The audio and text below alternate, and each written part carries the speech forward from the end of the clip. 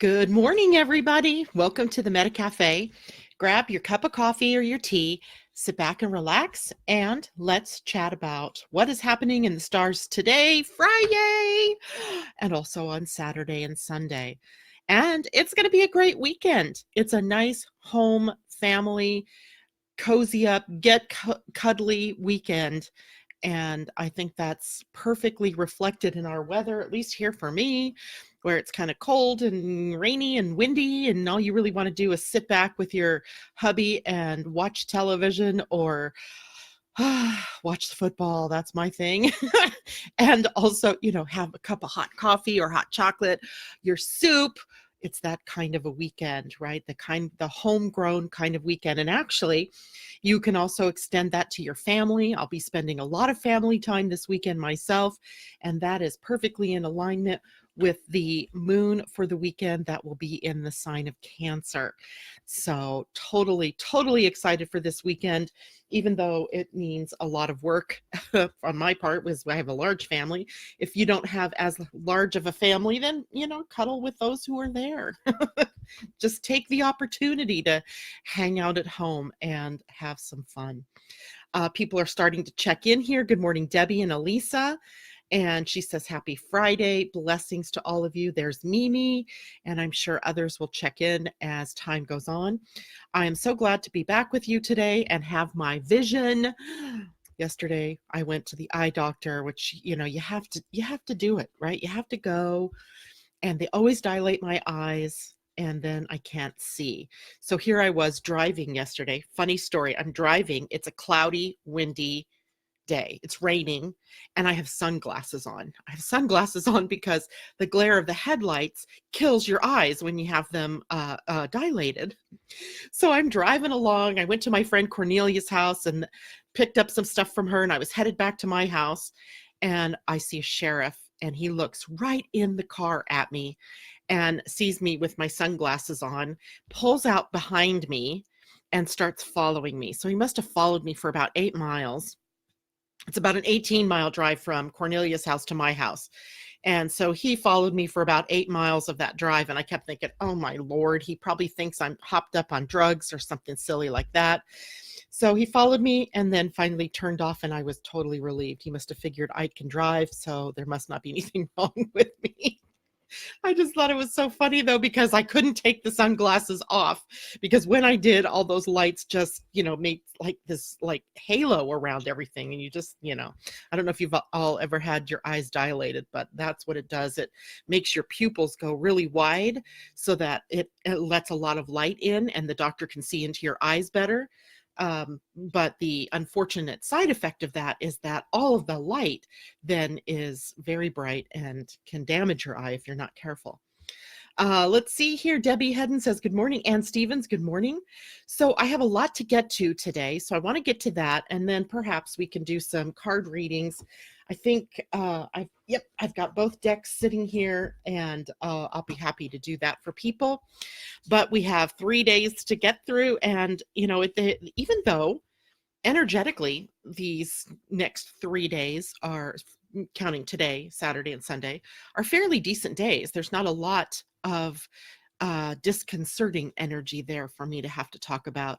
There is a lot going on, and we're going to look at it through various lenses. We're going to look at it through the astrology, of course, but then also human design, and also through the Pleiadian-Earth energy. So here we are. Let's jump in. Today's Friday, and we have the moon in Gemini today all day. And there are just a few planets that the moon will come into contact with. One would be two of the three are a little bit irritating to, a certain degree. And one, of course, is not at all. So the moon in Gemini today squaring is a 90-degree angle that's challenging to the planet Neptune. So the moon in Gemini is sort of that communication and mind chatter, but Neptune is the planet of spirituality, and it clouds things up or fogs things up. So when I think about this, I think today that we have to be very careful in what we say and how we say it. We might even need to slow it down a bit so that people can understand us.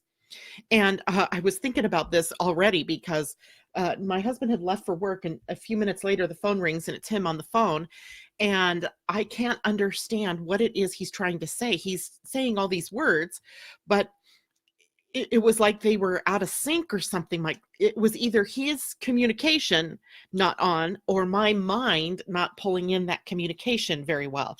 So finally I just said, okay, slow down and start over. What is the problem? And by then we could understand one another and get to it.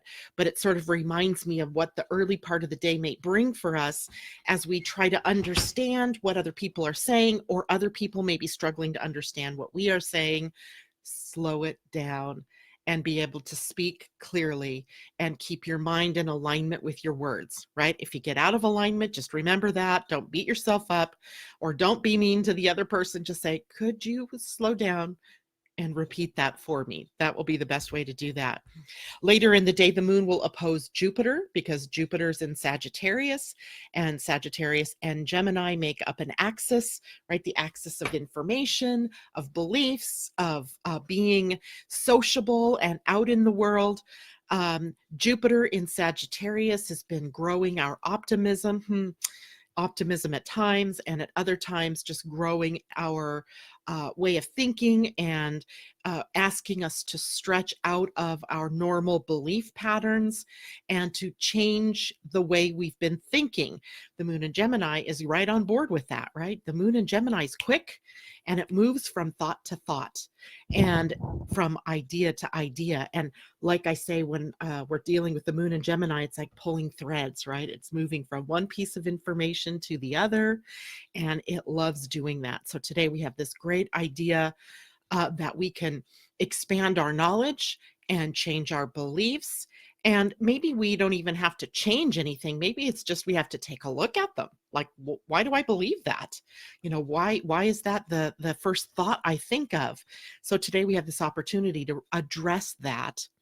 Then later in the day, I'll say this, just before the moon turns void, of course, this evening, it trines the sun.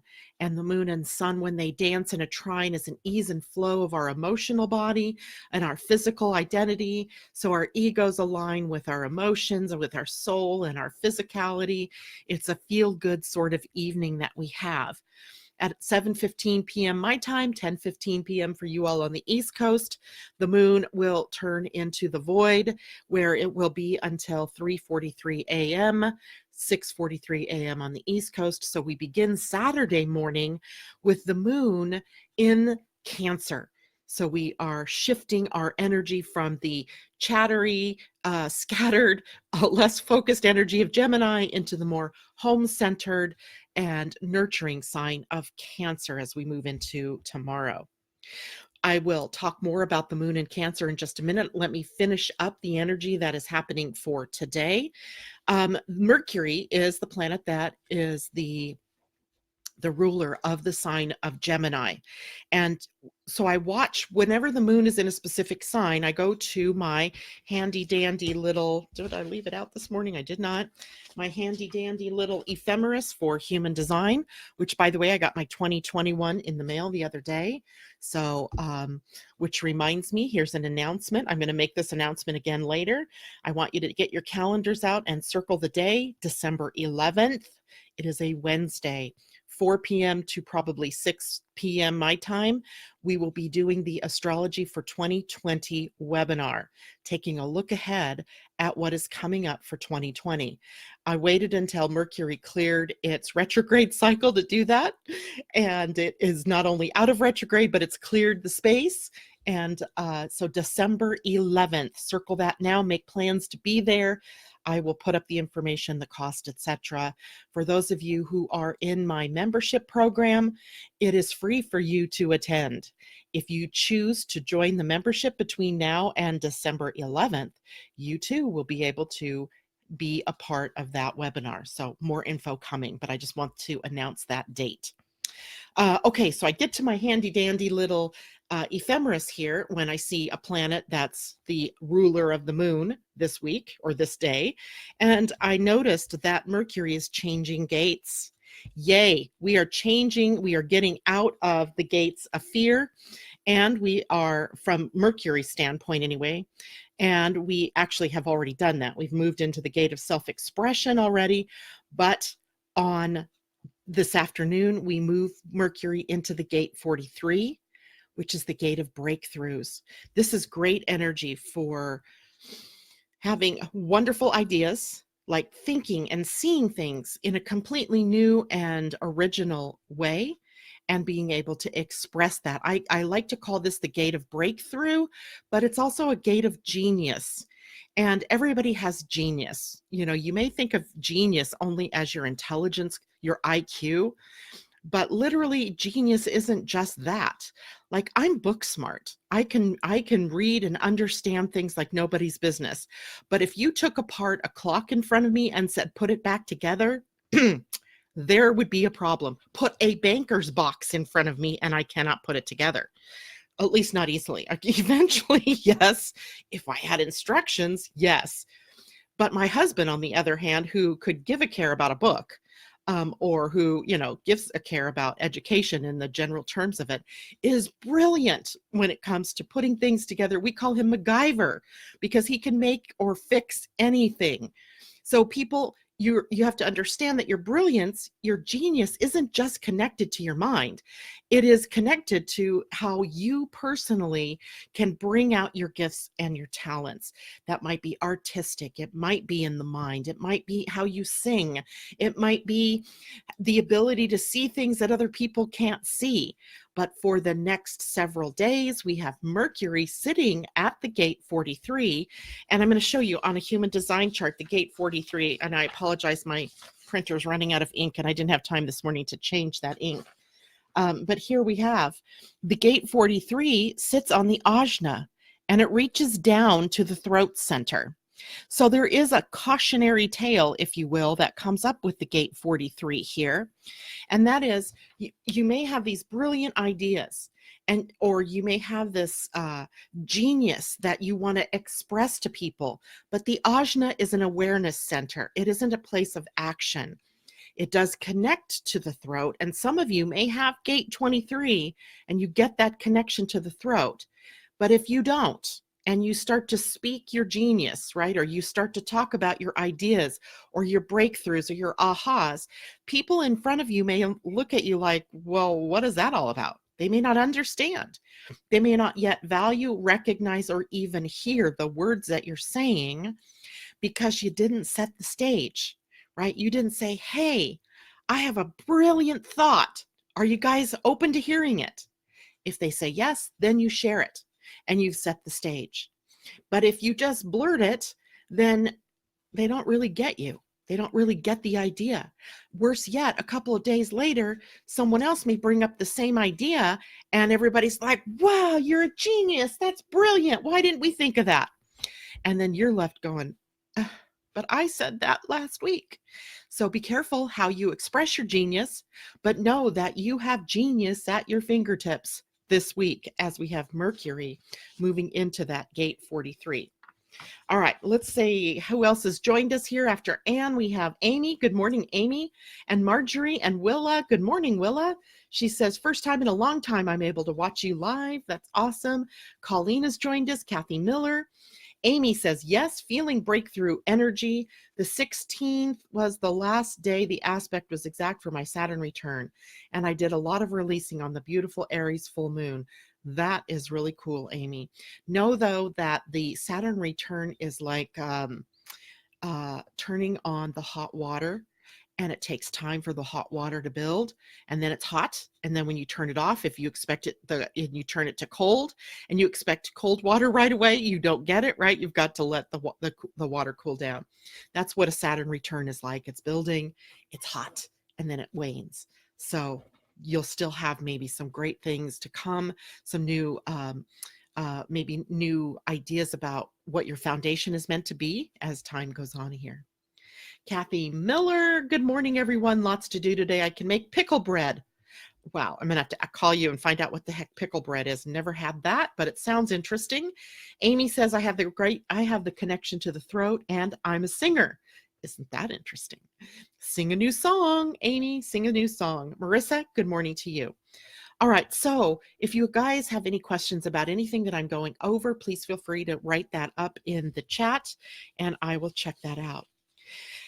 Now, it isn't just Mercury moving into gate 43 today that is supportive of these brainy, genius, interesting, creative energies that are coming up, this breakthrough, because Pluto today is also in a quintile to the planet Chiron. Now, we've talked about quintiles. We kind of glossed them over a little bit a couple of weeks ago, and I don't remember now what it was that was quintile what. But a quintile in astrology is when we take the wheel and we divide it into fifths. So if we take 360 degrees and we divide it by 5, I believe we get 72 degrees. So this is a 72-degree angle between planets. And it represents a real expression of the talent inherent in the two planets. So it's kind of like where things come really easy, right? There's just an easy expression. And Pluto quintile Chiron gives us access to strategizing energy. It gives us access to breakthroughs. We've already heard that once already today, right? With the gate 43 breakthroughs, Pluto quintile Chiron gives us breakthroughs, maybe into our healing, into seeing where it is we've been wounded and how that wound has been carrying us through all of these different effects in our lives. And now what do we want? Solutions. Right? We have solutions. So the breakthroughs and the strategies and so forth come from our being able to access solutions to some of the more difficult problems perhaps that we've been experiencing in our life. And it's not only being able to break through it, but it's having a creative streak to get us through it, to be able to stimulate our ability to show our genius. Isn't that interesting that the astrology, which has nothing to do here literally with Mercury, this is all about Pluto and Chiron, but it backs up the other aspect, or the human design gene key 43 being affected today. So I love it when that happens. It's like coherence, and I love to see coherence in these systems as they build up. Today is also special in our Pleiadian-Earth energy as we come to the last day of the universal week energy of 13. So remember, the universal energy is affecting all life forms on this planet and any other planet that is within our solar system and or our universe, right? Our cosmic brothers and sisters here. And that energy of 13 is about bringing things to completion. It is the Maya thought about the number 13 in terms like ascension, like evolution of consciousness. They saw it as an end point, yes, but also the door opening, right? You get to the top of the stairway, you open the door and you walk through the door, and then you're in the new level. So it is our moving through the spiral of consciousness. We come to the 13 and its completion, and we're ready to walk through the door into a new level. So today is 13 choosing energy. Choosing in Maya was Eb, and Eb, EB, represented the road, right? The road ahead. And it gave us choices as to how it was that we would solve problems, or how we would settle differences between us, or choosing, which comes from an act of pausing, and then choosing responsibly. So the choosing energy isn't just about reaction to something that's showing up. It's that moment where we pause and then we choose. So today is choosing energy, 13 choosing. So we're able to see things differently. We are in preparation of ascension to the next level, and that will come tomorrow when we move into the 1 day, which will represent the new level. Any questions about any of that? Allison, good morning to you, sweetie. Amy says, haha, yes, I'm just relieved to see the aspect fading. I'm getting excited, ready to see changes. Rewards, been working hard. Good for you. And that's exactly what's demanded by the planet Saturn. And you do that, you get rewarded, right? Allison says, good morning, everyone. Finally made it today. Happy Friday. Well, we're most happy to see you, Allison. Mimi says, excellent timing for this energy, pulling much together for a great event in early November. Awesome. The flip side get her done as setup falls on Mercury RX. So good that you know that. Right? Good that you know that, Mimi, because that just means you have a little checklist and you check that list and you check it and you recheck it. And you know that there might be some tie-ups, there might be some miscommunication, and you're just okay with that. Right? You're just okay. There's nothing else you can do except on your own end, make your checklist and make sure all the I's and all the T's are crossed and all the I's are dotted, and move forward. Right? Make sure that if there's something that you likely might forget, put a note on it. Put a note on your computer or something on your calendar that reminds you not to forget that. You can do this. This is not a bad thing. All right, let's go into Saturday then. So Saturday morning, like I said in the beginning, you're going to wake up. The moon will be in Cancer. And in Cancer, it will be in a sextile relationship to Uranus, which is a 60-degree angle. A 60-degree relationship is an ease of sharing of the talents or the expression of both planets' energies. But there's a little scritchiness there because that means it's also going to square Mars in Libra, Moon in Cancer. So we have likely some stop sign energy, a little bit of caution energy coming in on Saturday. So let's talk about, what does the moon represent when it's in the sign of Cancer? Well, first of all, the moon is very powerful in Cancer because it is the sign that it holds rulership over. So moon and Cancer, hand in glove. They are compatriots.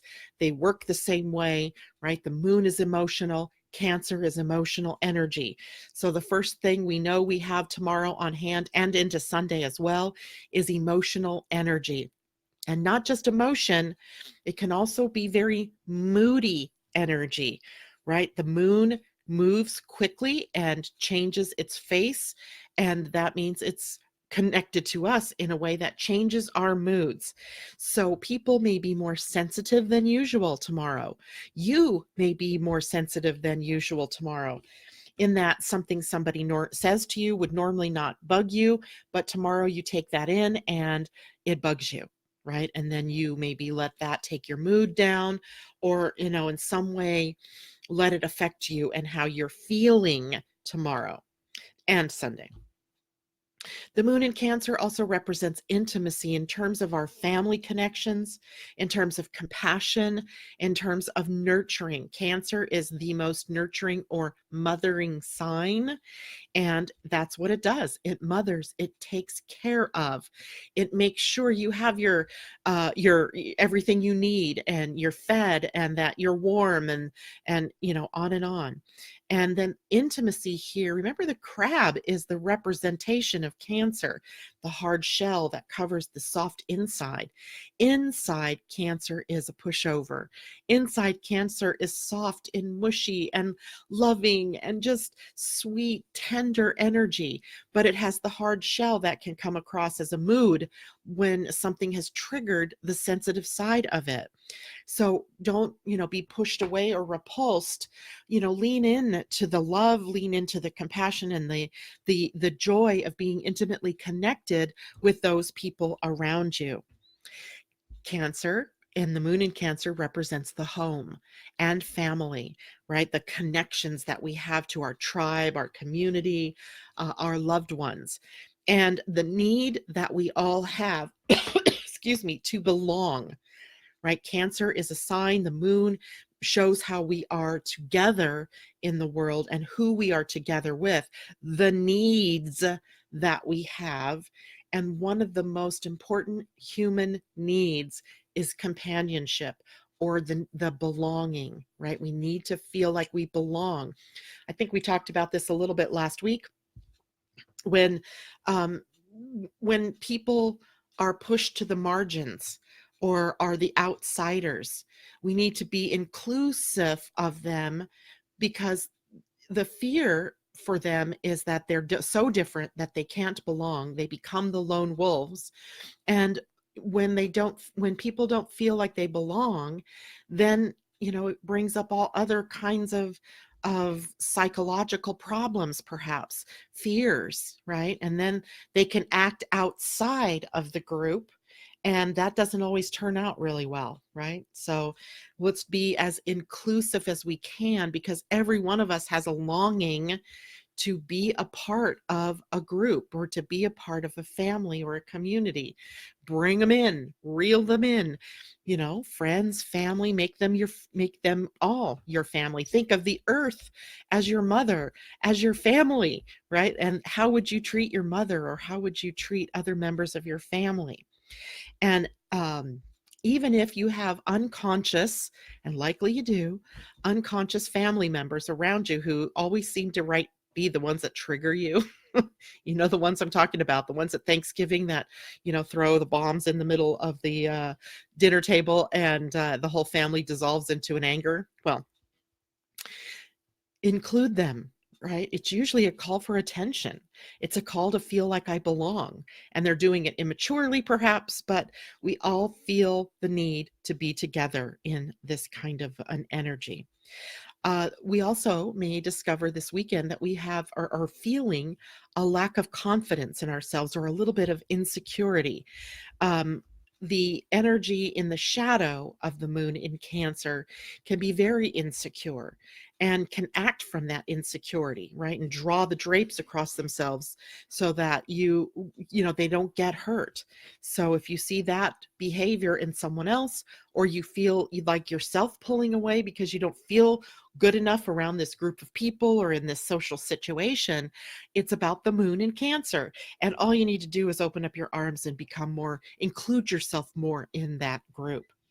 We also have to watch out for smothering energy when the moon is in Cancer. Smothering because it can take on the need to take care of and be the caretaker or the mother to so much that it becomes stifling energy instead of supportive and caring energy. So just being on the lookout for that. Adding to that is Mars. Remember, I said the moon was going to be squaring Mars tomorrow. Well, Mars is also making a move to a new sign. Not a new sign, a new gate tomorrow. It is moving into the gate 48, which is on the spleen. And remember, we've talked about the gate 48 because it's the gate of inadequacy, or the fear that we're not good enough, the fear that we don't know enough, the fear that our being isn't good enough, that we need to learn more, we need to experience more, we need to get out more, or there's something wrong with fundamentally, there's something wrong with us. And until we can fix that, we aren't going to apply ourselves. So we want to be able to watch that, because Mars is a planet of action. And if you're placing it at the gate of 48, and instead of looking deep within and knowing how valuable you are, you may look outside of you and come up short. And that may play into that moon in Cancer being insecure. So watch out for that this weekend as well, right? That's not just today tomorrow and Sunday, but Mars will be at that gate 48 for through the 27th of October. So remember, I said with these planets are one by one, they're moving through all these gates of fear. Now Mars is moving through a gate that the sun has already been in. So we're already aware of this energy, and we can work through this energy, right? We can see the fear and we can move forward in the face of it. All right, let me check real quick, see if there's any questions. Good morning, Asa. Marissa says, my natal moon is in Cancer, so I am listening closely. I am relating to much of what you're saying. Indeed, you would, Marissa. I also identify with this energy very strongly because my rising sign is Cancer. So moon in Cancer, you're the very embodiment of what we're talking about here, right? That idea of insecurity, of mothering, of taking care of seeking being a part of something, and the compassion and the sensitivity and the moodiness. All of that is part of who you are and how you express yourself in the world. So moon in Cancer is, this is this isn't necessarily new energy for you. This is really just the same, but maybe a recognition of how it plays out in your life now. So that's a great thing. Linda, good morning to you, sweetie. So also tomorrow we have Venus changing gates, and Venus finally out of the fear gates, right? Venus is done. She's moving into new territory, taking us away from the spleen, and she's going to be at the gate of creative self-expression. In the gene keys, the highest expression of this energy at gate 1, which is the most yang gate in the human design, the most action oriented, the most masculine of the energies, is the gate of beauty. The gene key and the highest expression is beauty, and the gift is freshness, and in the shadow it's entropy. So is creative self-expression. Here's a reminder for some of you who may be going through some dips in your mood or dips in your energy over the weekend, that creative self-expression comes from the depth, the womb, the quiet, the shelter, right? And it comes up from the void. So if you dip into what you might feel is depression or sadness or melancholy this weekend, don't be disturbed by it. Embrace it, because it could be that what's happening is you are incubating some wonderful creative ideas that have yet to come to the surface. So Venus being at this gate will be the incubator, but then the expressor of some of those more creative energies. Now, on the other hand, some of the people that express the shadow here are expressing it with the energy that is called frenetic.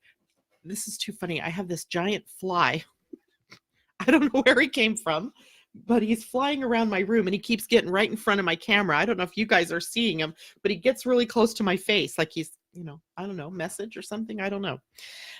Anyway, so the more rebellious expression of the gate 1 is frenetic energy, where we're running around, rushing here, rushing there, anything that we can do to not be in that lower, slower, melancholic energy. So when we get frenetic, we're in the shadow. When we get depressed, we are also in the shadow. Self-expression or creative self-expression here in this gate comes when we're in the void and we express ourselves outward into the world. But all of that incubation happens in sort of the void, in the dark, in the womb, right? We don't rush a baby being born, hopefully, right? We're not pushing to get that baby out any sooner than when it's ready to come out.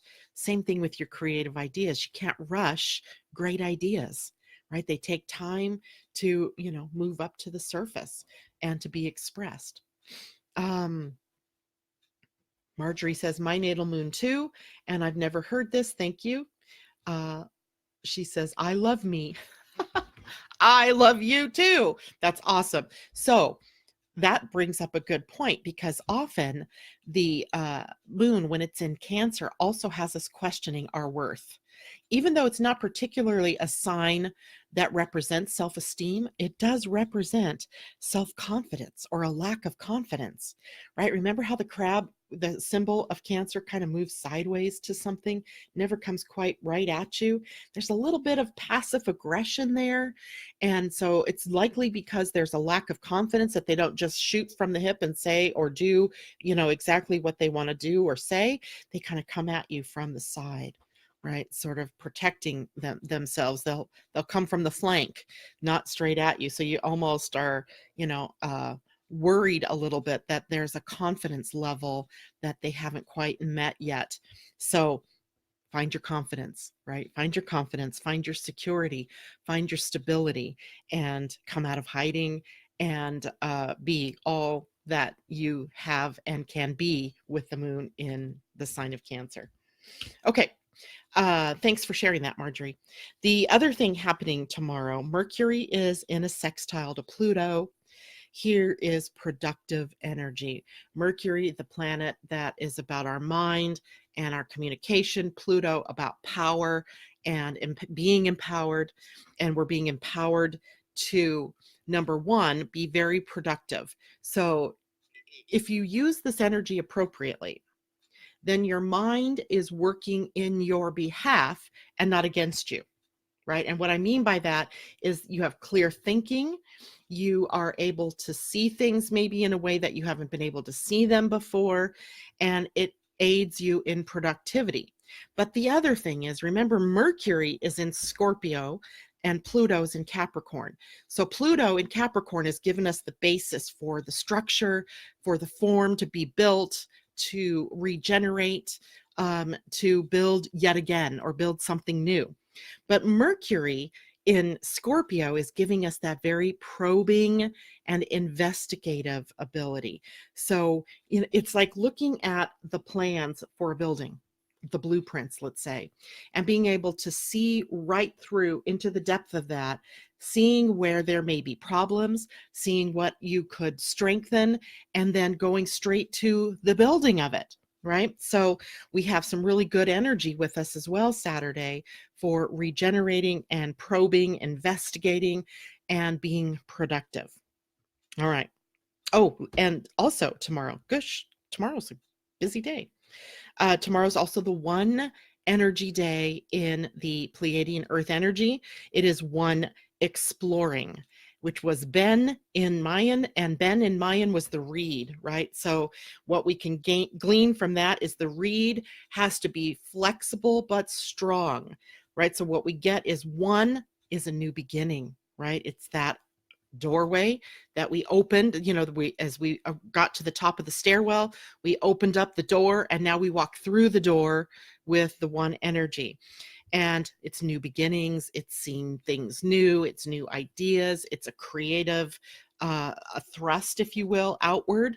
And with the exploring energy, it says, maybe it's time to broaden your horizons a bit. Maybe it's time to turn things upside down and look at them from a new point of view, rather than being rigid, rather than staying stuck. That would be the shadow energy here, right? The reed literally needs to be able to sway with the breeze or the inrush of water or the outrush of water.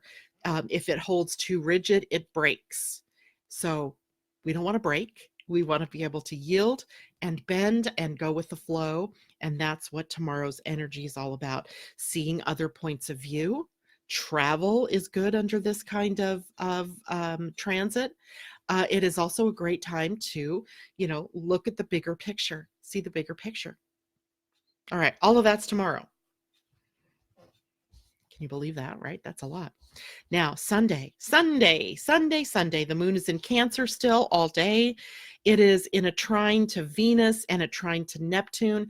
This is love. This is compassion. This is spirituality. This is being intuitive, in tune, inspirited. It is really a great energy that we have on Sunday. There is an opposition from the moon to Saturn and also a Venus sextile to Saturn. Now, anytime usually we link those planets up with Saturn, we take a dip in our energy. But I think what this particular energy does is enable us to really see what's important to us, to see who is literally the most important to us. It gives us a dose of realism, being able to be realistic, even though there's Neptune involved. It's like we can be holistic in the way that we approach our relationships, our projects, the people in our lives, the ideas that we have. We are getting a stabilizing energy on Sunday, and that stabilizing energy brings on steadfastness or steadiness, if you will, and loyalty energy, loyalty in our relationships, our causes, our whatever it is that means to us as individuals. The moon in Cancer is also in a trine to Mercury that day. So it also provides us the pathway to be able to speak those kinds of concepts to our loved ones, or even to ourselves in a way that's very supportive. So even though, like I say, Saturn is there and you may not be feeling like exuberantly joyful and excited and happy, but you're not feeling bad or low or depressed so much either. I think it's equanimity is the kind of the word that I want to bring up. And balanced, right? Balanced energy. And it's feel good, but without the rah cheerleader energy, but it's not sadness either. It is that, I'm comfortable where I am and I'm, feeling good. Let's explore some things. And especially when you start to consider what is most important to you, what are your true values. Remember, Venus represents values. What do we value? What do we value as individuals? What do we value as a family or a community or a tribe? What do we value as a nation? What do we value as a planet? And how do you fit into that? So we get to look at that more on Sunday. Sunday is also a really good day from the Pleiadian-Earth energy, as it's two healing energy. Healing energy is Ish, and in the Mayan calendar, and Ish was the jaguar. It is very shamanic energy. There's almost a magical quality to the day that comes up here, in that we can right those imbalances. We can bring things into that equilibrium. And literally, what we can do here, or what we need to do here, is to consider, what is it that I'm responsible for versus what is it that other people are responsible for? And am I trying to carry on everybody's responsibility, right? Am I putting too much on my shoulders and literally taking on my responsibility and other people's responsibilities? So there's this duality kind of energy. The two in the universal energy of the day is about duality. So in duality, we see ourselves as responsible, but we also can see where maybe we're taking on too much responsibility. Maybe we see where we haven't taken on responsibility for ourselves, or for a condition that we're in, or for our own intention setting, or our own expression of our gifts and our talents. And we can take pains that day to correct it, right? To heal it. That's the energy of the day. Sunday, kind of a magical day, magical and kind of a good day, right? Not a, it's not, I like I said, it's not a rah rah cheerleader kind of day, but it is a feel good. I'm comfortable. I'm happy. I'm in gratitude. I'm loyal and steadfast and stable kind of day. So that's what we get on Sunday. All right. Let's see. Any other questions out here? Marjorie says, haha, tomorrow I have an opportunity to travel for a 2-day trip to Atlanta with my 23-year-old son. Then I heard nurturing cancer, but something smothering. So I say no. Then I hear the read and explore new ideas and say, yes, arg, I'm a Libra. Marjorie, you can be a mother, just don't smother, right? You can get the cues from your son if you're feeling like, if he's backing away, you're becoming too smothering. And you can, as a Libra, you're always in the process of balancing. It's not like it comes into balance and it stays. In science, there's a term called homeostasis, and homeostasis is balance or harmony or equilibrium. It is when everything is balanced, but homeostasis doesn't stay that way, right? The nature of the universe is change, and there's always something that comes along that upsets the homeostatic condition. And so it's a process of this, right? Those balancing things. And what you're hoping for is that you have this smaller frequency of balancing needed, and not the big swings in the balance beam, right? Or in the scales, right? You don't want to keep going like this. You just want to be able to, have the smaller issues, or the smaller need to balance and harmonize. I think about it like I don't know if you guys are cold back there yet where you live, Marjorie, but or where you live. I don't remember where you are. But you know how your thermostat for your heating of your house, or the air conditioner in your house, either way, it works to keep the temperature. Let's say you've set the temperature for 68 degrees, right? It's not going to your house isn't going to stay at 68 degrees. Right? The heat or the cool is going to come on. It's going to get it to 68 degrees. It's going to turn off. And then the temperature is going to slowly rise or dip, depending on, whether we're talking air or heat. And the heater is going to come back on, or the air conditioner is going to come back on to bring homeostasis back. That's what you need to remember. All of you out there who are Libras, or anywhere where you have Libra in your chart, it is an act of homeostasis, always trying to bring things into balance and harmony. But it's not going to always be in balance and harmony. That isn't the nature of the universe. I hope that makes sense. And I hope that helps. Marissa, tomorrow my husband and I will spend the day together celebrating our anniversary. Well, happy anniversary to the both of you. Sounds like a good weekend ahead. It really is. So here's, same thing for me. Tomorrow's football with the kids. Tomorrow night is a fundraiser, all for the kids in their football league. Sunday, it is a Seahawks game. We're playing at home. Home, right? Home. We're all headed to my daughter's house. We're going to eat, drink, and be merry. And we're going to make Christmas gifts. The women often get together. The guys could do this if they wanted to too, but literally they don't like to do this. But we make wreaths or whatever we do, but it's going to be a home kind of day. And do I expect that it's all going to be smooth? No, I expect there's probably going to be some ups and downs and some things that happen. But it is going to be a good weekend for those kinds of things, right? The things that you love to do that bring us together in community, in couples, in family. So I think it's going to be a great weekend. Marjorie says, yes, makes sense. Thanks for that clarification. You're so welcome. And also you are welcome as well, Marissa. Okay, time-wise, let's see. I have one last thing that I'm going to bring up, but I'm not going to dig deep into this one. Likely I will bring this back up on Monday because the sun and the earth are also making a move this weekend in your human design to new gates. The sun on Sunday will move into the gate 50, while the earth moves into the gate 3. Now we're familiar with the gate 50 because Venus has been there, Mercury was there, Mars will go there.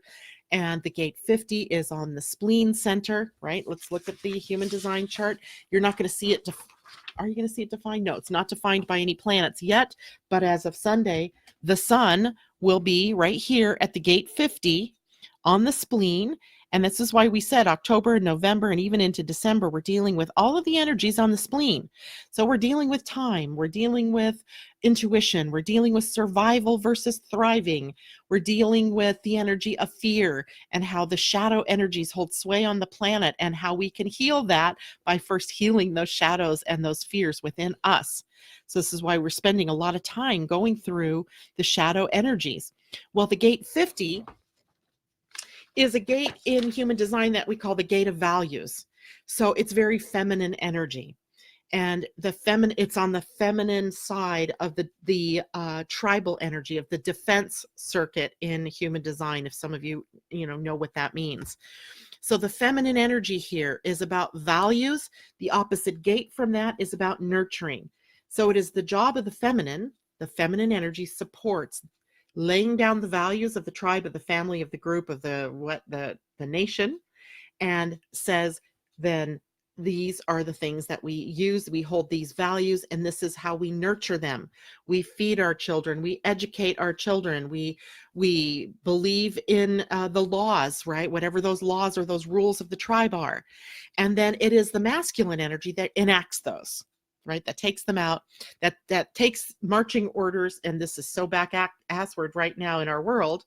The feminine lays down the values, the masculine protects them and supports them and initiates them. So the masculine is the active energy, while the feminine is the inactive energy. It's the quieter energy. So on Sunday, then we begin a week-long energy of looking at values. What do we value? What are the things that we hold most dear? And likely at some point here, women, the feminine, is going to have to rise up even stronger than she has already. Right now, she's been bringing up the shadow energies of different things, right? The abuses, let's say. And yet with those abuses being focused on, we haven't really gotten to the point yet where we say, this is what we value, right? We've got to get that one louder.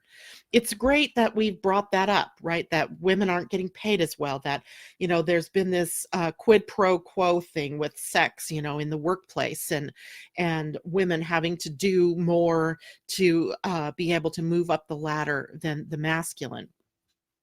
It's great to expose that. But what comes next is then the enacting of, or the bringing of, equilibrium, right? So Sunday, that energy begins to really pull us out of those shadows and into that equilibrium. And the Siddhi, the highest expression, remember, in this gate is harmony, right? So we're moving from the shadow energy is corruption. Now, you can take corruption and you can see it in the world. You can see it in our politicians. You can see it in our organizations. You can see it in corporations. You can see it in government. But that isn't the kind of corruption that I'm talking about here. I am talking about corruption as in you've uploaded a program and it got misread. Somehow a piece of the information got left out or got corrupted in the translation. So this is largely happening in the DNA. So there is a corruption, if you will, that has occurred in this gene key or this gate over time. Now, originally, this energy would have kept us alive. It would have bonded the tribe. It would have brought the tribe together in mutual support of one another, in recognition that a tribe, a group, a community, a family is only as strong as its weakest link. And if I can empower that weakest link, if I can make sure all of the needs of the weakest link are taken care of, then the tribe is that much stronger. Right? So that if we are invaded by another tribe or a marauding group of nomads or something, we could withstand that because the whole of the tribe is in support and support it, right? So somehow, as we've gotten bigger population-wise, and we've gotten more individualized, right, where our focus isn't so much on taking care of our families or our tribes or our communities as much as it's making sure that my own needs are taken care of. We've gotten away. This energy's gotten corrupted, right? The message isn't translating the same way anymore. I hope this makes sense to everybody because, we could look up the dictionary definition of corruption and it's going to read like, a negative book. All we have to do when a program is corrupted is reload the program, right? That's what you do, right? You uninstall and you reinstall, right? And that fixes the transcription.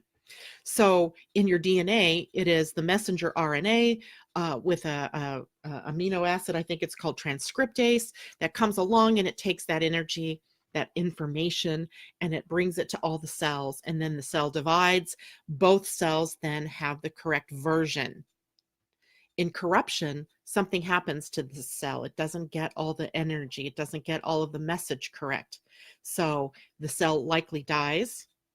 And then if this becomes a problem over time, then it leads to more cell death, which can lead to disease in the body. So what we could look at then is in our society, in our nations, in our families, etc., that there's been a mixed message that's come in, a corrupted message, and it's been divided and been implanted in the next cells for so long that now we are actually going to have to take some very powerful steps, make some very powerful choices about what our values are and what it means to live by those values, right? What does it mean to live by those values? And I'm going to give you a very blatant example. And then, of course, there's many, many minor examples of this going on with individuals. If we, as a nation, value children, then why is it that we were enacting cages for immigrant children or for illegal immigrants, right? We're not treating them the same way, right? There's a corruption in that message, in that, and I don't mean to be make this political. It's just a corruption here. You can't say that you value life and that you value children, that you're anti-abortion and that you're, all of this, and then put those very children in cages, right? Corruption. That's a mismatch. Something's wrong in the translation of that message.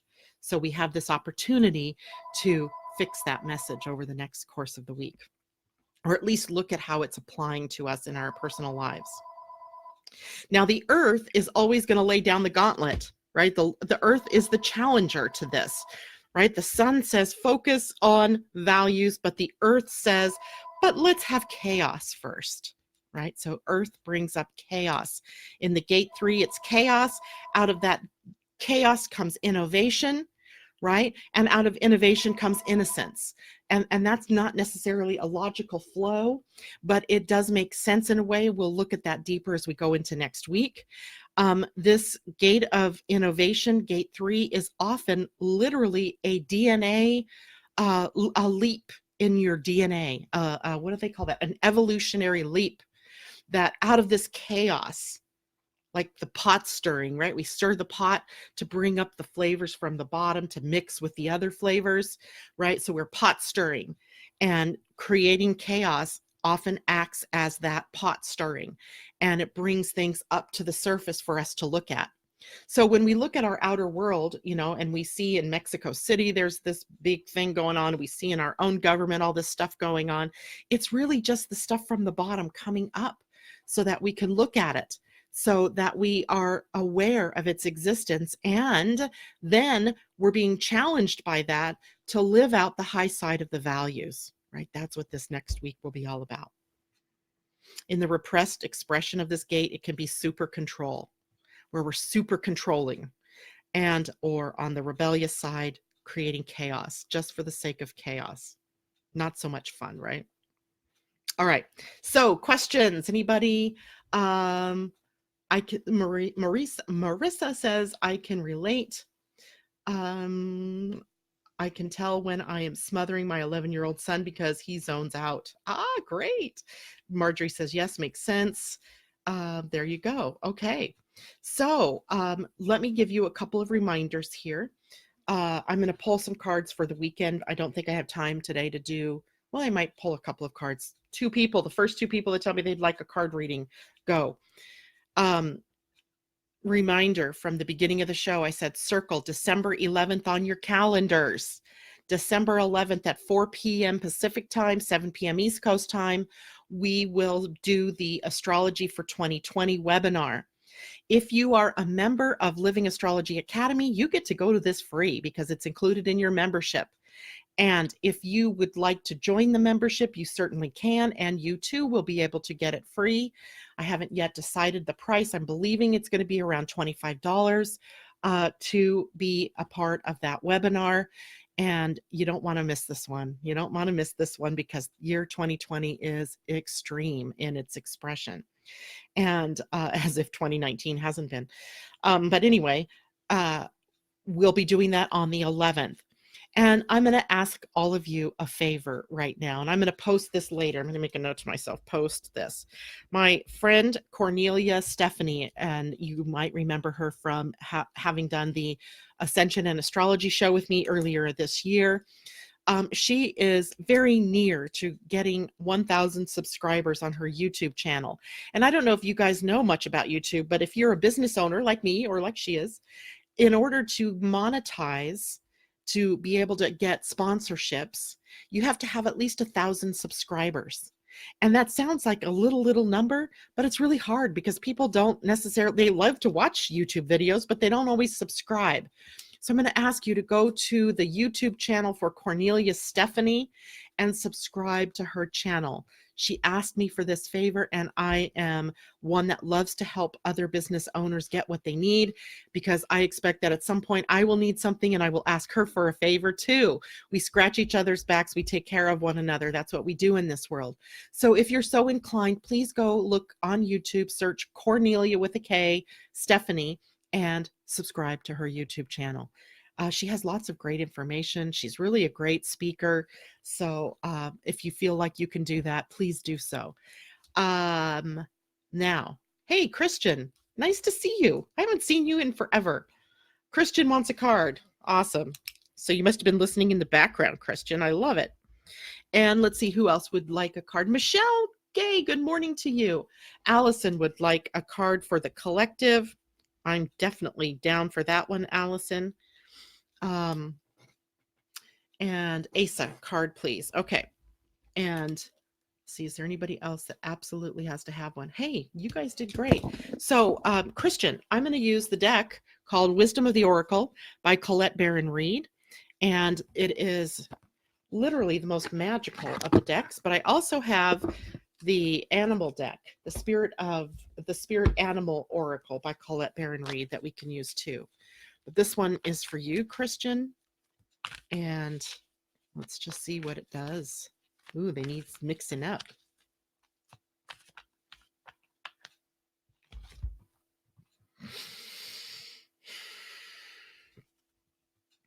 Christian, I have a whole gaggle of cards here that for you.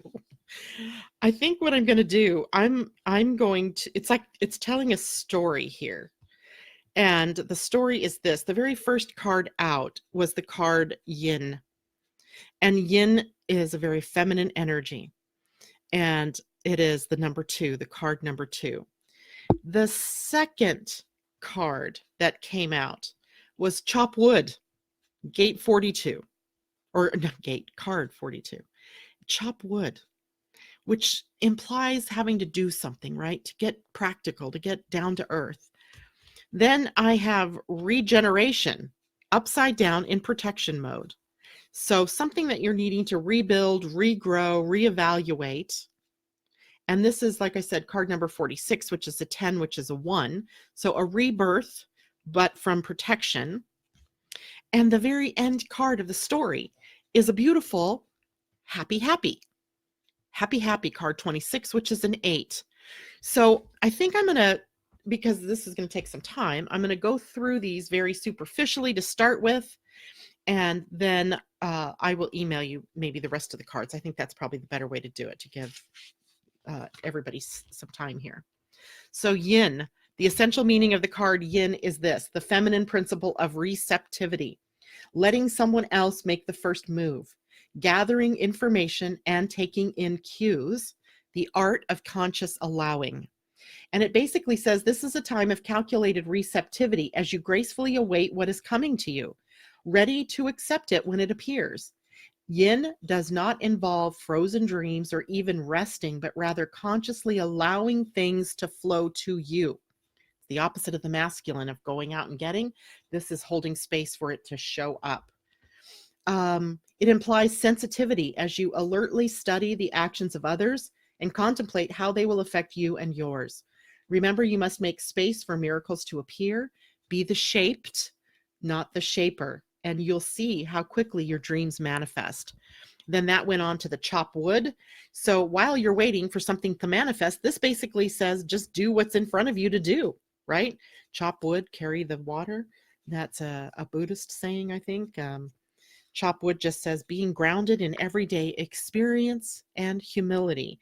And I will send you more of what that card means. Regeneration in protection was card 46. And its essential meaning is rebirth, second chances, new opportunities. In protection, just real quickly, endings come in many forms, and now is the time to stop holding on to what must die so that something better can take its place. Nature's cycles include disease, decay, death, and regeneration. Let whatever isn't working in your life die, and don't be afraid to face the facts. There is no need to struggle or grieve. Whatever your query, let it go. You're about to be reborn. And then, of course, out of that rebirth comes happy, happy, happy, happy. And that would be card 26. This is the first time, I think, that I've actually gotten this kind of storyline reading, which is so interesting to me. We'll see what happens with the other readings. So 26, happy, happy means joy and contentment, a sense of fulfillment, a feeling that all is well. Your desires are effortlessly fulfilled now. After, remember, this is a storyline that we're getting. So after you've done the reception, I'm being the shaped, not the shaper. Then I'm chopping wood. I'm doing what needs to be done while I'm waiting. And then rebirth, I'm letting go of something so that rebirth can happen. Then happy, happy, happy. Find joy in the present moment, whatever is happening, and be satisfied with things as they are. You're free from the shackles of longing and able to experience, the liberation that comes from actually being happy moment to moment. For you've chosen happiness over yearning for it. Now is the time for feeling joy for the sake of joy and experiencing contentment. None of this is because of something outside of yourself. Your happiness is a result of your being at one with Spirit's plan for your life. All is well. The tide is in for now. Enjoy playfully splashing in it. There you go. So I'm going to quick write these cards down because I want to send you the rest of the story. And chop wood was 42 and 46 was in protection and 26. Okay, this is Christian. All right, Christian, thank you for letting me do that, and thank all of you for indulging me that longer reading. And let's see, Allison asked for a card for the collective, so that is what comes next here. And oh my goodness, Asa, I already have, and she's a beautiful soul. You both are. Awesome. Thank you, Asa. Christian says yes. Allison, yay. Willa, I would too. If I get a chance, I will. I am not subscribed, and here is a link for anyone who needs it. Thank you very much.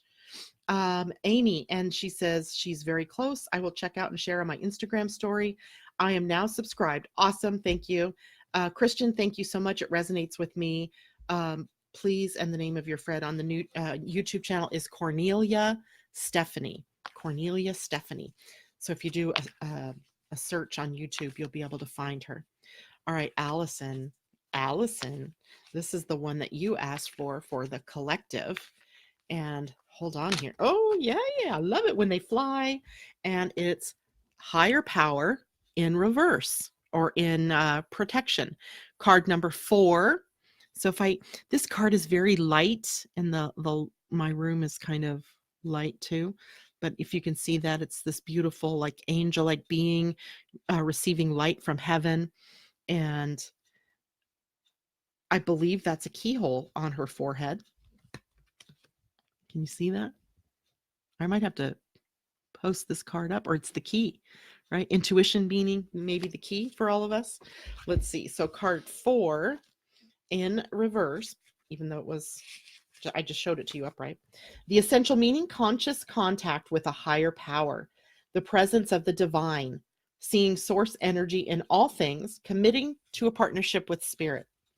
And the protection message. Now, this was for the collective, so this is for all of you. Now is the time to examine what you are giving energy and attention to in the back of your mind. If you're obsessing about being right, about old resentments or failed expectations, about money, or about any other people, places, or things, these will be the source from which you create.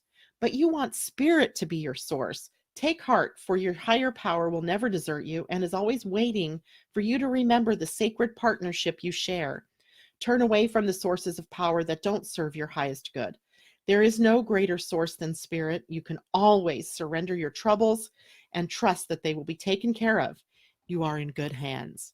So no matter what the world looks like, no matter what is going on in your personal life, all you have to do is reach out to source, and there you have it.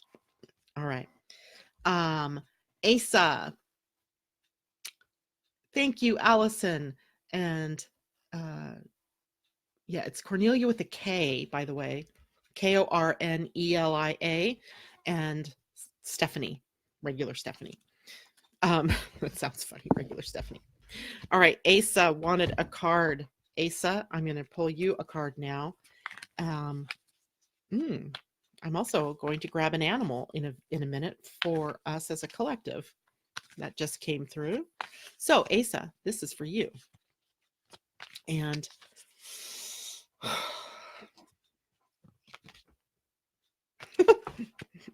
so, Asa, Christian got yin, you get yang. So here we have a balance going on here with card number 1, yang. And it was right side up. So Asa, right side up. Yang means I think it's time for you to get on the bus and do something here. Maybe that's what it says. We'll see. The essential meaning of the card is the masculine principle of movement and creative activity, the power to make things happen, taking action. And the oracle's message says, Yang represents the power of action, the energies that propel the world forward and manifest thought and desire into concrete form. Now is the perfect time to act, for you can easily build momentum and make headway. What you want will come to fruition if you proceed confidently. This card signifies new life and is a sure sign that obstacles have been overcome. There is no reason to hesitate. You are the shaper of your destiny now. Not tomorrow, but now. All right, that's Asa's. And let's see, someone else I saw here wanted a card. Now, okay, Willa. I will do one for you, Willa. But before I do yours, Willa, I want to pull an animal card for us as a collective. I felt like there was a supportive piece here that we were missing. So we're going to pull that card. This is for the collective, an animal spirit that will guide us, lead us, protect us if we need to, be the sign. Sandpiper. Look at that. I see these birds a lot. These little things. Sandpiper spirit says be playful. It is card number 51, which is a 6. So be playful. I don't know if we had this card before, guys. At least not in this kind of a reading. And it was right side up, and its message says, sandpipers are like cute little clowns poking their beaks into the sand before darting off to chase the waves. The appearance of sandpiper spirit is a sign that now is the time to engage your playfulness.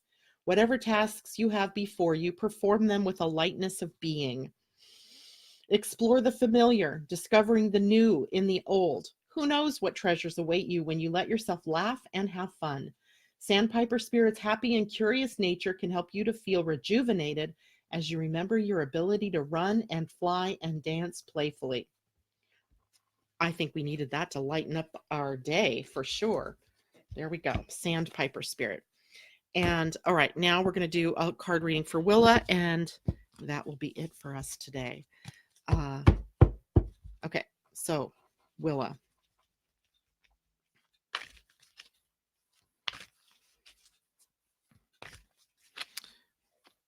Willa. Ooh, these want to be mixed up. And you get time to go. Time to go, but in reverse or in protection. Time to go is card number 45, which is a 9, which implies endings. So time to go reversed. 45. What are you needing to let go of, girl? And let's see here. The essential meaning of the time to go card says endings, completion, walking away from something because there is nothing else to learn or experience. And the protection message says, even if it appears that you've reached the end of the line and all is lost, it isn't. You're in a situation that will resurface again later, so consider this a break rather than an ending. Destiny is in charge here. You lose nothing and gain everything when you surrender to that fact. Your soul knows that your destiny is unfolding with perfect timing and synchronicity. Your small self has doubts, but that is natural, as it doesn't have the map of your destiny. The soul does. So spirit loves you. Trust that. That's a pretty cool card. I want you to see this again. She's like walking off into the mist, right? She doesn't know necessarily where that road is, but she's doing it. All right. Okay. Well, that is it for me, everybody. I hope you've all learned something new today, something that you can use as you go on into the weekend. Thank you all for being here with me today. Much love to everybody. Everybody's telling each other have a great weekend, peace and love, etc. I love that. I love how everybody supports one another here. Take care. I will see you Monday at 8 o'clock in the morning PT, 11 o'clock on the East Coast. Until then, have a great weekend. Bye, everybody.